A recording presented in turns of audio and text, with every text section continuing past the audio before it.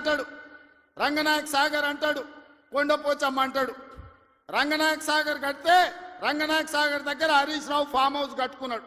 3 దిక్కుల ప్రాజెక్ట్ ఉంటుంది, మధ్యలో ఆయనకు ఫామ్ హౌస్ ఉంటుంది. ఆయనకు 360 డిగ్రీలు వాటర్ ఫ్రంట్ వ్యూ ఉండాలంట. భూసేకరణ కోసం తీసుకున్న భూమిని హరీష్ రావు పేరు మీదకి బదిలీ చేపించుకున్నాడు.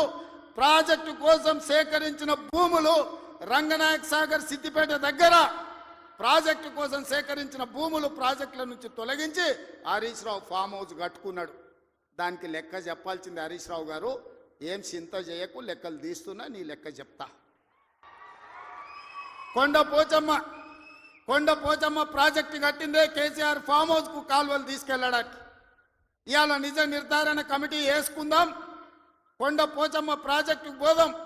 కొండపోచమ్మ నుంచి డైరెక్ట్గా కేసీఆర్ ఫామ్ హౌస్ 100 ఎకరాలకు కాలువ డైరెక్ట్ ఆయన ఫామ్ హౌస్లోకి వెళ్ళి తీసుకుపోయాడు.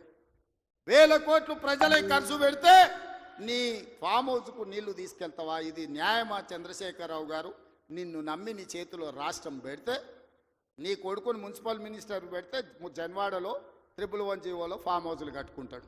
ఆయన బామ్మార్ది ఇంకోటి కట్టుకుంటాడు. అందులో దీపావళి పండుగ వచ్చిందని చిచ్చుబుట్లు కాకుండా సారాబుట్లు పెట్టి దావతులు చేస్తాడు. ఏమనంటే మేము క్యాసినో నడుపుకుంటాం, మేము సారా బుట్లు పెట్టుకుంటాం, కాబట్టి మమ్మల్ని ఏం అనొద్దు అని.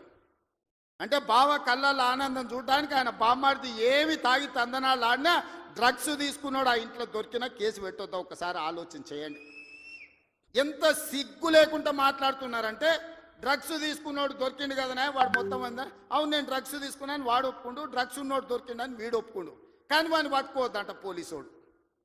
ఎందుకంటే మేము బీఆర్ఎస్ నాయకులం కాబట్టి మమ్మల్ని ఏమనొద్దని.